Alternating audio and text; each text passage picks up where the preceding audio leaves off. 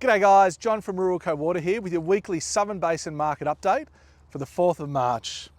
Well, we've experienced another dry week across the Southern Basin, and with the outlook looking like there's very little rain forecast across the Southern Basin, except potentially in the Bidgee with an increased forecast of rain there. But this dry week and lack of rain on the horizon has led to temp prices staying pretty strong for this time of year.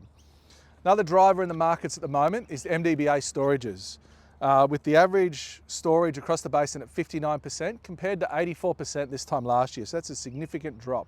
For those of us in the Southern Basin, particularly in the Murray, Hume's the big one to watch, and its capacity at the moment is down to 33% from 76% this time last year.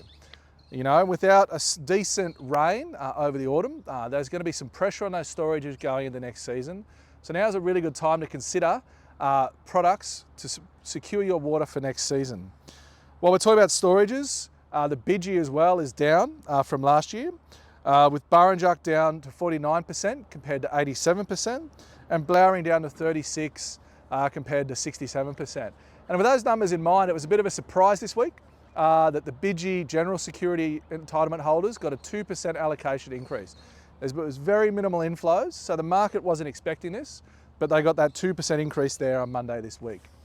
So that increase has led to a slight softening in the market there in the Bidgee, with prices in the Bidgee now on parity with the Murray in New South Wales at about $170 to $175 a meg in Zone 13 and Zone 11. Above the choke, we're seeing an increased demand, especially on the Victorian side there, just as guys prepare for winter cropping, and the cotton guys in MIL start to finish off, but pricing's about $110 to $115 a meg above the choke. Below the choke markets, outside New South Wales, so we talked about how New South Wales had got to about 170, 175. In Vic, we're seeing that market fall at the moment, just with that softening price with water now coming out of the Bidgee, to $175 to $182 a meg. Meanwhile in the Goulburn, there's an increase in demand there as guys prepare for winter cropping, and we've seen that push pricing up to it now be about $115 to $120 a meg. Broadly speaking, across markets, there seems to be a balance between buyers and sellers, which has really slowed any drop from supply in the last couple of weeks, as there's plenty of buyers out there meeting that demand.